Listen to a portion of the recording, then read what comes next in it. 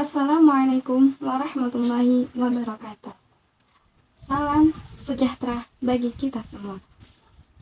Perkenalkan, nama saya Kurnia Syafa Sasabila dari Universitas Nahdlatul Ulama, Prodi Akuntansi, Fakultas Ekonomi dan Bisnis. Pada hari ini saya akan menerangkan hasil presentasi saya yang telah saya buat yang bertema pajak pusat dan pajak daerah.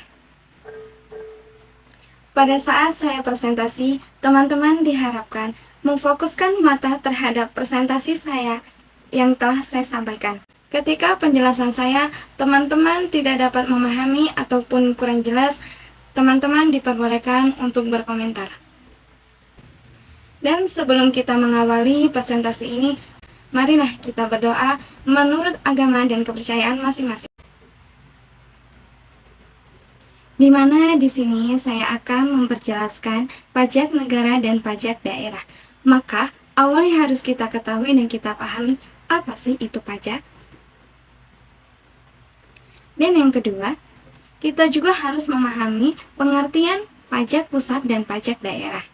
Tak hanya itu, kita juga mengetahui jenis-jenis pajak dan manfaat dan fungsi pajak. Oke, jadi pajak itu sendiri mempunyai arti penjelasan bahwa pajak adalah hanya diatur dalam Undang-Undang KUP tanggal 28 tahun 2007. Dalam Undang-Undang RNC menjelaskan bahwa pengertian pajak tidak dijelaskan dalam secara jelas. Pajak adalah pembayaran pajak kepada pemerintah yang secara umum wajib dilakukan oleh atau badan usaha yang bersifat memaksa yang berdasarkan undang-undang tanpa imbalan langsung dan digunakan untuk keperluan pemerintah guna sebesar kesejahteraan rakyat.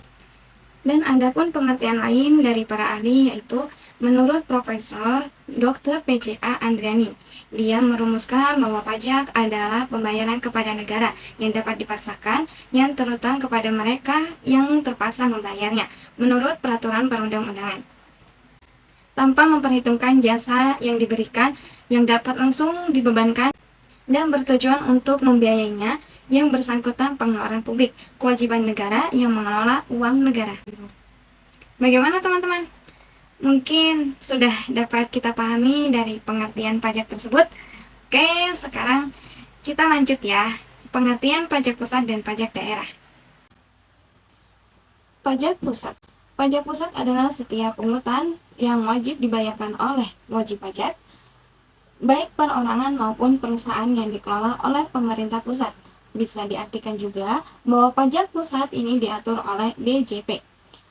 Apa itu DJP? DJP singkatan dari Direktorat Jenderal Pajak, Kementerian Keuangan. Pajak pusat dan hasilnya digunakan untuk kepentingan negara. Teman-teman, misal ada satu pertanyaan seperti ini. Gimana pelaksanaan untuk pengadministrasian pajak pusat? Maka kita dapat menjawab pertanyaan tersebut. Untuk pengadministrasian pajak pusat itu dilaksanakan di kantor pelayanan pajak atau yang disingkat dengan KPP atau kantor pelayanan penyeluruhan dan konsultasi perpajakan disingkat dengan KP2KP dan kantor wilayah Direktorat Jenderal Pajak atau disingkat dengan DJP serta di kantor pusat Direktorat Jenderal Pajak bagian utama penerimaan APBN, sehingga nanti dia pajak tersebut, dana pajak tersebut yang ditarik akan masuk ke kas negara. Pajak daerah. Pajak daerah adalah pajak-pajak yang dikelola oleh pemerintah daerah pada tingkat provinsi maupun tingkat kabupaten atau kota. Pajak daerah adalah pajak-pajak yang dikelola oleh pemerintah daerah, baik pada tingkat provinsi maupun tingkat kabupaten atau kota. Nah, jadi pertanyaan yang kedua sama dengan pertanyaan yang pertama. Masih ingat kan pertanyaan pertama? Jadi, di mana pengadministrasian pajak daerah? Yaitu jawabannya untuk pengadministrasian pajak daerah dilaksanakan pajak daerah adalah di kantor Dinas Pendidikan Daerah atau kantor pajak daerah atau kantor sejenisnya yang dibawahi oleh pemerintah daerah setempat, sehingga nantinya masuk ke kas daerah komponen utama APBD. Baiklah teman-teman, sudah jelas pengertian pajak pusat dan pajak daerah. Pajak pusat adalah pajak yang dipungut oleh, dikelola dan secara langsung oleh pemerintah melalui DJP, sedangkan pajak daerah adalah dikelola oleh pemerintah daerah. Oke teman-teman, marilah kita lanjut dengan mengenai jenis-jenis pajak pusat dan pajak daerah. Ada berapa ya jenis-jenis pajak daerah? Yang pertama yaitu PPH yang disingkat dengan pajak penghasilan. PPH adalah pajak syarat pendapatan. Pajak syarat pendapatan ini diterima oleh pribadi, perusahaan, atau badan perusahaan hukum lain di dalamnya tahun pajak. Penghasilan ini bisa dalam bentuk keuntungan lainnya, seperti gaji, honor, atau imbalan, dan hadiah-hadiah lainnya. Nah, apa sih penghasilan itu? Nah, jadi penghasilan adalah setiap tambahan kesempatan keuangan yang diperoleh oleh wajib pajak yang dapat digunakan untuk konsumsi atau untuk wajib pajak. Yang akan digunakan untuk konsumsi atau untuk menambah kekayaan wajib pajak dalam bentuk apapun. Yang kedua yaitu PPN. Apa PPN? PPN adalah pajak penghasilan nilai. Adalah pajak yang dikenakan atas konsumsi barang atau jasa kena pajak di dalam daerah wilayah Indonesia oleh orang pribadi, badan usaha, dan negara yang mengkonsumsi barang kena pajak atau jasa kena pajak yang dikenakan PPN. Jadi, pada prinsipnya, setiap barang atau jasa adalah barang atau jasa kena undang-undang PPN menentukan lainnya. Ternyata selain PPN juga konsumsi atas barang kena pajak tentunya yang tergolong mewah yang dikenakan PPHBM, barang kena pajak yang tergolong mewah.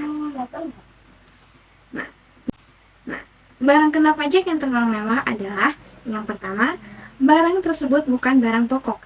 Yang kedua, barang tersebut dikonsumsi oleh orang tertentu. Yang ketiga, pada umumnya barang-barang tersebut dikonsumsi oleh masyarakat yang berpenghasilan tinggi. Yang kedua, yang keempat, barang konsumsi untuk menentukan status. Di sini teman-teman masih banyak lagi jenis-jenis pajak pusat dan pajak daerah.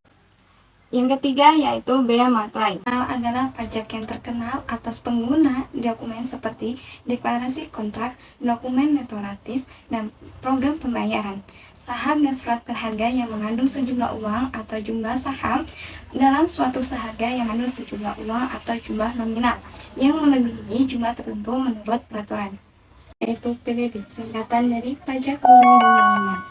PBB adalah pajak yang dikenakan atas kepemilikan atau penggunaan tanah dan bangunan. PBB itu biasanya untuk sektor perkebunan, kehutanan, dan pertambangan yang tetap dikelola oleh pemerintah pusat. Pada saat yang sama, sejak Januari 2014, PBB itu sektor pedesaan dan perkotaan sepenuhnya dialihkan ke pemerintah provinsi. Jenis-jenis pajak daerah. Pajak daerah adalah pajak yang dikelola oleh pajak provinsi dan pajak kabupaten kota. Jadi, jenis-jenis pajak daerah pada pajak provinsi seperti pajak kendaraan bermotor, bea balik nama kendaraan bermotor, pajak bahan bakar kendaraan bermotor, pajak air permukaan, dan yang terakhir yaitu pajak rokok. Sedangkan pajak kabupaten kota seperti pajak hotel, pajak hiburan, pajak reklaim, pajak penerangan jalan, pajak mineral bukan logam atau batuan, seperti itu. Baiklah teman-teman, mari kita lanjut lagi pembahasan mengenai manfaat dan fungsi pajak. Nah, di sini kita akan membahas tentang manfaat pajak. Ada 3 manfaat pajak. Yang salah satunya yaitu manfaat pajak untuk membiayai pengeluaran negara, seperti pengeluaran yang bersifat self-liquidating. Yang kedua yaitu manfaat pajak yang kedua untuk membiayai pengeluaran reproduktif. Dan yang ketiga, manfaat pajak yang ketiga membiayai pengeluaran yang bersifat tidak self-liquidatif. Nah, dan ada juga manfaat yang keempat, yaitu membiayai pengeluaran yang tidak produktif. Maksudnya apa? Biaya tidak pertahanan negara dan perang, serta biaya untuk anak yatim piatu di masa depan. Pembahasan yang terakhir yaitu fungsi pajak. Pajak memiliki beberapa fungsi. Yang pertama, fungsi pajak sebagai anggaran, fungsi pajak mengatur, pajak berfungsi sebagai stabilitas, fungsi restribusi pendapatan. Fungsi anggaran sebagai salah satu sumber dana bagi pemerintah untuk membiayai pengeluaran-pengeluarannya. Fungsi mengatur, alat untuk mengatur yang melaksanakan kebijakan pemerintah dalam bidang sosial dan ekonomi. Fungsi mengatur, alat untuk mengatur atau melaksanakan kebijakan pemerintah dalam bidang sosial atau bidang ekonomi. Fungsi stabilitas. Dengan adanya pajak, pemerintah memiliki dana untuk menjalankan kebijakan yang berhubungan dengan stabilitas harga, sehingga inflasi dapat terkendali. Yang terakhir yaitu fungsi retribusi pendapatan. Digunakan untuk membiayai semua kepentingan umum, termasuk pembangunan yang bisa membuka kesempatan kerja. Sebelum saya mengakhiri presentasi ini, saya persilakan bagi teman-teman yang belum paham ataupun jelas, boleh berkomentar dengan menyebutkan nama dan asal sekolah dasar maupun perguruan tinggi.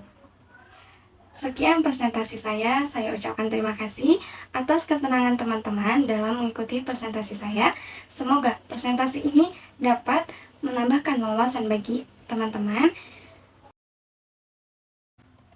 Apabila ada tutur kata yang kurang berkenan, saya kepada teman-teman mohon dimaafkan.